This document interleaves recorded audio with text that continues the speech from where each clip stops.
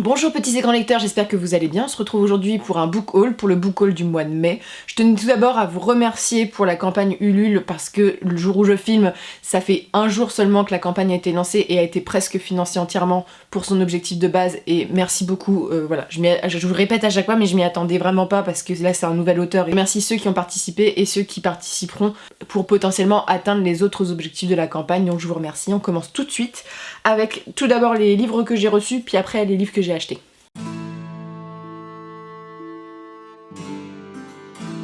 En ce qui concerne ce que j'ai reçu un auteur chez Pocket parce que c'est un peu l'auteur que j'avais envie de découvrir et je ne lis que lui en ce moment, j'ai l'impression.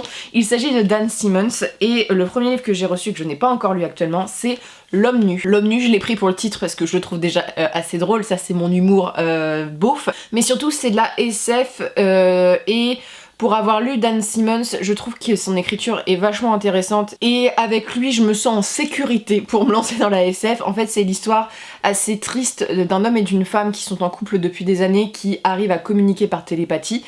Et un jour la femme décède et donc l'homme va se retrouver seul face à ses émotions et notamment à tout ce qui l'entoure autour et je pense qu'il va devenir un peu fou. J'aime bien la couverture. Le résumé était assez simple et me tentait bien. Et puis c'est un livre court, mais je verrai ce que ça donne si ce côté SF me plaît ou pas. Mais pour l'instant, Dan Simmons, je suis pas déçue du tout par mes lectures, donc je pense que celle-ci va être bonne aussi.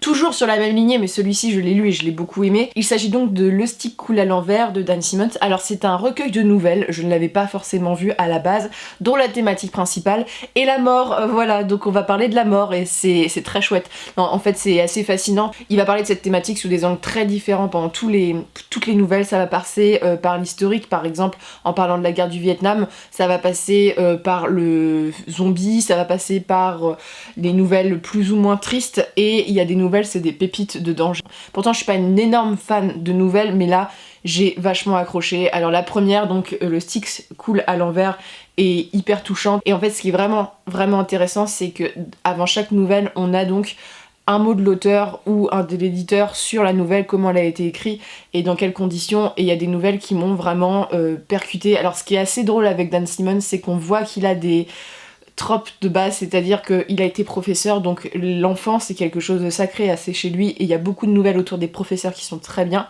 Il y a la guerre du Vietnam, il y a énormément de choses. Je me souviens d'une nouvelle par exemple où les gens, mais c'est des idées que j'adore, ils sont atteints d'une espèce de maladie, tous les êtres humains, à partir de 13 ans, où en fait on va voir les stigmates de leur péché, d'une certaine manière, c'est-à-dire la vantardise, le mensonge et tout, qui vont s'afficher sur le corps des hommes, et ce sont des nouvelles qui sont toujours assez tragiques et assez tordues, et ça parle de la mort, hein, donc on est sur quelque chose, en plus Dan Simmons c'est quelqu'un qui est plutôt pas violent dans ses textes, mais c'est des thèmes qui reviennent assez.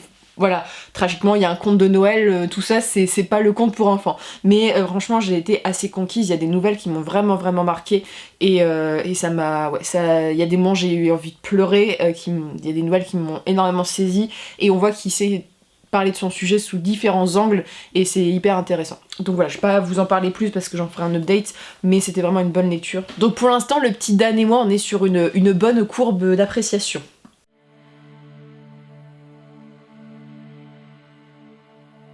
Ensuite c'est du j'ai reçu, pas reçu, parce que j'ai dû racheter un tome, parce qu'à la maison d'édition j'ai des problèmes d'envoi et j'ai des livres que j'ai demandé que j'ai pas reçus.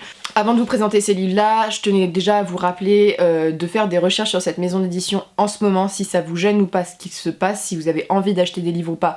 Pour l'instant chez eux, je tiens à le dire parce que pour moi c'est important de vous prévenir quand même qu'il y a des problèmes en ce moment avec cette maison d'édition.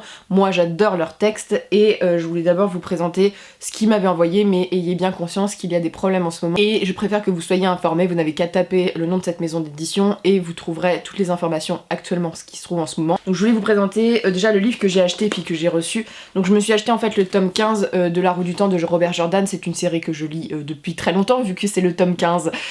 Voilà, donc chez Brajlon, et Brajlon m'avait envoyé le tome 16 mais j'avais pas eu le tome 15. Donc c'est la continuation de La Roue du Temps. J'ai lu le tome 15, c'était pas une réussite hein, pour l'instant, mais en fait La Roue du Temps, est-ce que je suis obligée de vous refaire le pitch? Mais c'est un classique de fantasy. On suit donc des personnages d'une compagnie au début qui va se retrouver à devoir sortir de son patelin et à devoir affronter les forces du mal. Il y a des Aes Sedai, il y a un homme qui est élu pour être l'héritier d'un grand pouvoir, et voilà, c'est très classique dans la façon dont c'est traité, mais j'ai pas envie de vous en parler plus parce que j'ai l'impression de vous parler de la roue du temps absolument tout le temps, et que tout le monde parle de la roue du temps, mais c'est un classique de la littérature de fantasy, et pour tout vous dire, là je suis dans le creux, c'est-à-dire que c'est un style assez particulier, et là ça fait 2 tomes, 3 tomes où c'est vraiment très lent, et moi je suis dans le creux depuis le tome 5. Là ça doit correspondre au tome 8, je pense, si je me trompe pas, ou le 7, mais ça doit correspondre au tome 8, il y en a 14 je crois en tout. J'ai envie de finir cette série et j'espère que le tome 16 sera meilleur que ma lecture du tome 15.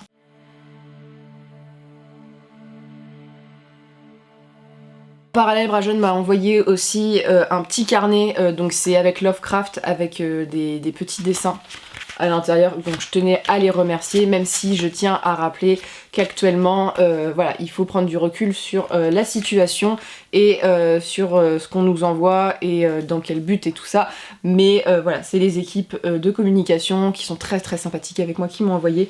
J'aime beaucoup Lovecraft et je trouve que vraiment le petit carnet est très beau, donc je tiens à le dire, c'est Armel Golm qui l'a fait et j'adore son travail d'illustration chez Lovecraft, donc je vais m'en servir sous peu.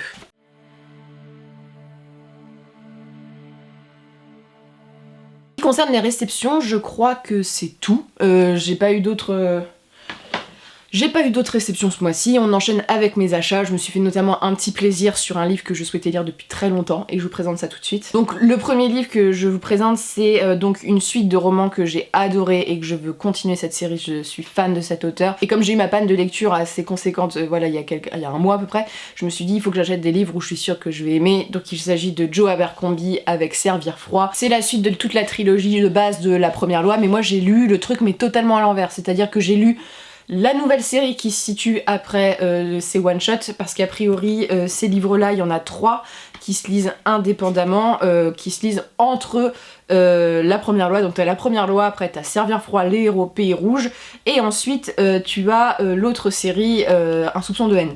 Donc moi je les ai lus totalement à l'envers, mais ça m'a pas gêné, mais j'ai vraiment hâte, et si on retrouve les personnages que j'adore, c'est vraiment une série qui a été un coup de cœur, j'ai fait une vidéo sur le sujet, mais Abercrombie pour moi c'est un génie de la fantasy, ce mec est doué pour écrire les personnages, pour écrire des histoires, pour faire des personnages gris et sombres, il fait tout ce que j'aime en fantasy, donc j'avais très hâte de le lire.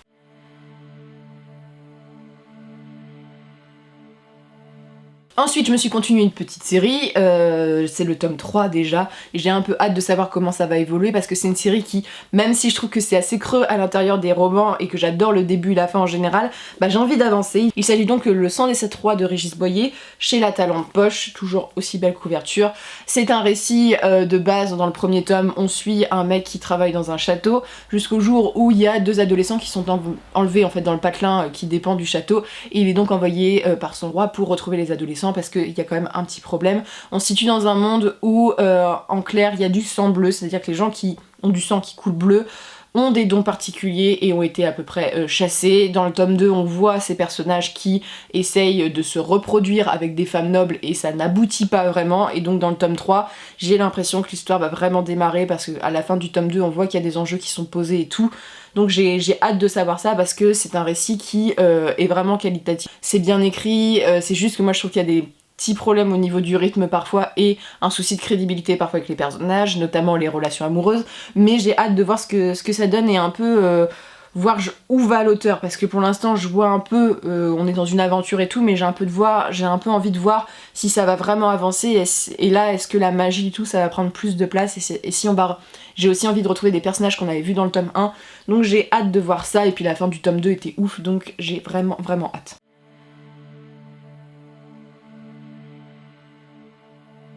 Ensuite, le livre est dans mon salon et en plus j'ai pas mis le marque-page et tout, il est posé, j'ai la flemme d'aller le chercher. Je présente donc Les Aventuriers de la Mer, le premier intégral, donc chez J'ai lu Imaginaire, si je me trompe pas.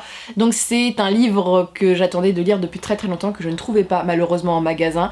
Et la Fnac l'avait, je me suis dit c'est maintenant que tu dois le lire. Robin Hobb est très connu pour ses récits, notamment pour l'Assassin Royal que j'ai lu il y a des années. Je me suis arrêtée au moment où il fallait, parce qu'il faut s'arrêter à la première époque au niveau des intégrales, lire Les Aventuriers de la Mer, reprendre l'Assassin Royal, lire un autre cycle, et bon, tout est expliqué sur internet, mais je m'étais arrêtée en attendant de lire Les Aventuriers de la Mer qui me tentait énormément, parce que c'est une histoire de piraterie, et moi et les pirates, voilà, c'est comme moi et les dinosaures, j'ai pas quitté la sphère de mes 8 ans, donc tous les trucs qui sont genrés pour les gamins, c'est un récit qui parle de piraterie, de navigation. On suit, on va dire, 2 points de vue principaux. On suit le point de vue d'un pirate qui se rend sur une île gardée par des créatures qui sont les autres, et sur cette île il va arriver quelque chose, et lui on va le suivre dans toute sa vie. C'est plutôt un vieil homme qui décide par un concours de circonstances de faire de la piraterie. Il est suivi par son second qui lui a d'autres envies, c'est-à-dire de libérer certains bateaux de l'esclavagisme, parce que c'est quelque chose qui est très important dans ce récit.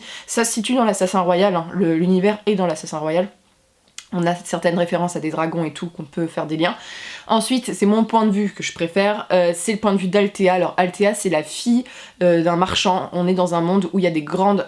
c'est Tyrville, il me semble le nom de la ville. C'est un monde où, dans cette ville, c'est géré par des grands marchands qui ont immigré. Et donc c'est la deuxième fille d'un grand capitaine, le capitaine Vesprit. Et ce capitaine tombe malade et donc confie le bateau à son beau-fils, donc le mari de sa première fille, qui n'est pas donc un homme d'ici. Tout va se bousculer quand Althea va se voir dépouillée de son héritage par ce beau-frère qui est... Comment vous le dire, ce personnage, j'avais envie de jeter le livre par la fenêtre tellement il m'agace. C'est ce que j'adore avec Robin Hobb, ses méchants sont d'une qualité, j'adore ces méchants. Et c'est un mec, mais il est horrible, et donc on suit Althea et plein d'autres personnages. Et le point particulier de ce livre, et ça donne très envie, c'est que les bateaux, certains bateaux, les vive-nefs, sont vivants.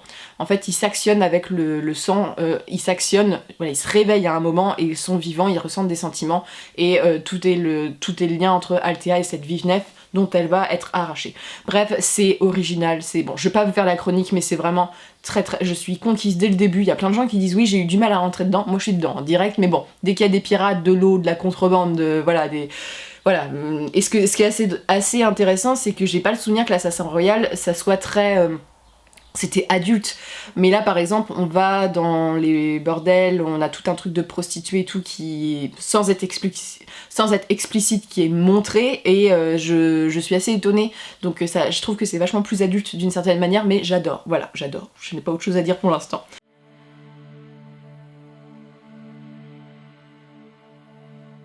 Et le dernier livre, alors ça c'est mon petit cadeau de moi à moi-même, je voulais lire depuis très très longtemps, même si je suis pas hyper fan du travail éditorial français.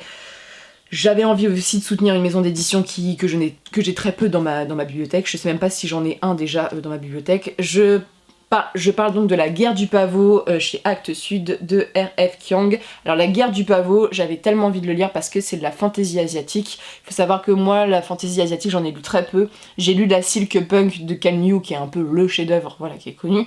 Mais je ne sais pas de quoi ça parle. Je sais juste qu'on va parler de fantaisie et de Japon. Après lecture de la 4e de couverture, je vais pas vous mytho, en fait on suit une jeune fille qui est, comme beaucoup de jeunes filles, condamnée à se marier, et pour échapper à un mariage dont elle ne veut pas, elle va s'échapper et travailler un concours dans une académie pour rejoindre une espèce de milice, ou du moins c'est un concours militaire, et là-bas elle va se rendre compte qu'elle va pouvoir réveiller ses dons chamaniques. Donc il y a de la magie, il y a des sabres. Alors déjà je suis pas fan de la couverture, mais je trouve que le visuel, on peut voir un peu ce que ça rend, et j'ai vraiment très très hâte. Donc en anglais je crois que c'est Poppy War, ça a été quand même un gros succès sur les chaînes anglophones, et voilà, c'est le coup de se dire Fantasy et Asie, tu aimes les deux, ça devrait bien fonctionner, je l'espère, et j'ai hâte de voir ce que ça donne.